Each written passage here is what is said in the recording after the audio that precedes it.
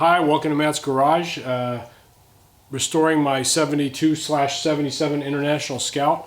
Let me show you what I'm up to. I'm not going to get a lot of work done today, but I have gotten a lot of work done. I just want to A, share my plans, and B, get your thoughts. So feel free to comment if you think anything I'm doing is extraordinarily stupid. I already know you guys think a 350 is extraordinarily stupid, so just skip over that part. Just skip it, okay? So here's my 350. It's too low and it's too far forward. So these are universal type motor mounts here. They cantilever out from the block and then they sit on puck style rubber isolators. I'm instead going to fab out an arm that holds a normal Chevy motor mount to the block. Also, the shocks, which let me show you on this one. The shocks he mounted with this like arm out here, and the tabs are too close together to have a single shock inside, so I've kind of got this off to the side, as you can see, because it was a dual shock setup, which I don't need. So I'm going to cut these tabs off and swing them down under here and mount the shock down here and remeasure for a new Bilstein. I'm also trying to figure out what to do with the battery. So on a Scout, the battery is normally on this side, which gives it a huge run of power cable down to the starter motor on this side. It's a complaint a lot of Scout guys have. So what I'm going to do is put the heater back. I had the battery where the heater used to be. I'm putting a heater back in, so that spot's no longer good. So I'm actually just figuring out if I can bring it down here, or if that's too close to the header. I haven't quite figured that out yet. I'm thinking about fabbing a platform that holds it up and away from the header. With the engine pushed back, maybe it'll be less of a problem, or maybe put some header wrap on the header, and then, or maybe put the battery in a battery box or put a heat shield. I'm not really sure. I've decided to keep this crossover bar.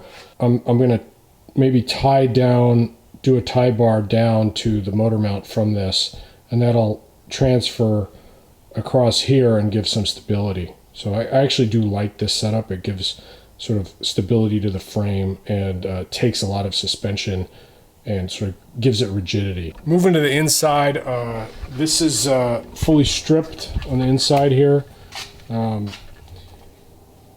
This roll cage really bothers me. He's got these straight bars that go down at an angle. They don't sort of bend like a normal bar, and I don't like where it's going down there. It blocks the fresh air vents that are on the inside kick panel. It interferes with the emergency brake pedal over there. So what I've done is I've ordered the Thunder Thighs from Anything Scout. It's basically like a very thick plate that rides along the kick panel and comes out and has a platform up here. So I'm going to cut these and put these on that platform. They're back ordered, so I'm just waiting for them.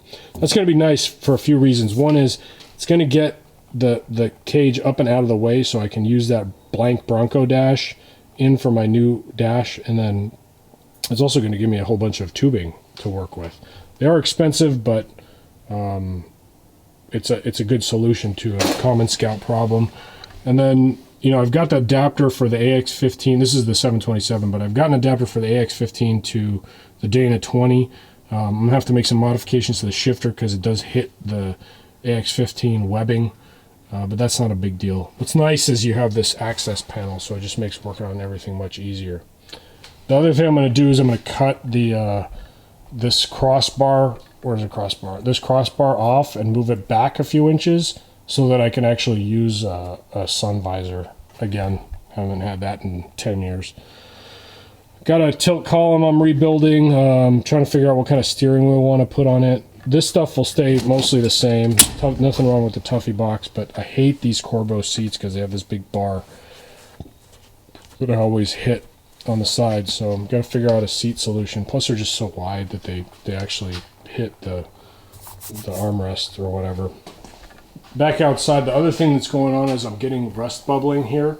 So I've ordered, I have a new windshield. I got a new windshield gasket from IH Parts America, the one without the chrome strip. So I'm going to pull out the windshield and repair that rust and then paint it and then put the new windshield in with the new gasket.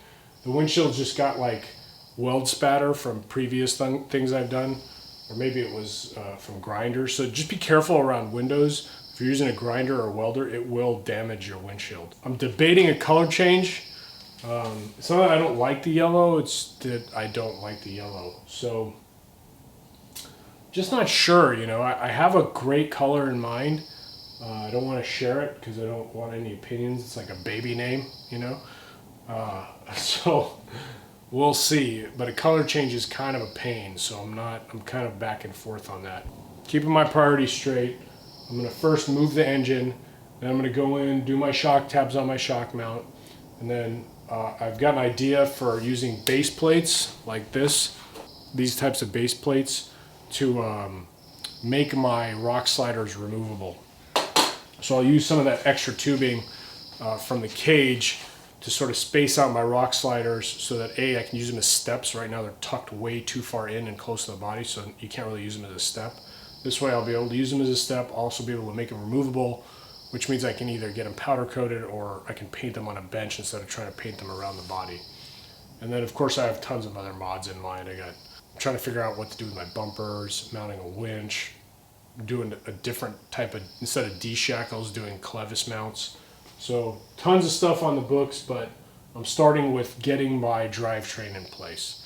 I'm not sure how far I'm going to get in the next few weeks, but I'm going to try. It's just, time is at a premium. Spring is here, the bikes are tuned up, the skateboards are ready to go. There's just so much to do other than work on the Scout, so hopefully I'll be able to get something done. Anyway, I will see you next time on Matt's Garage.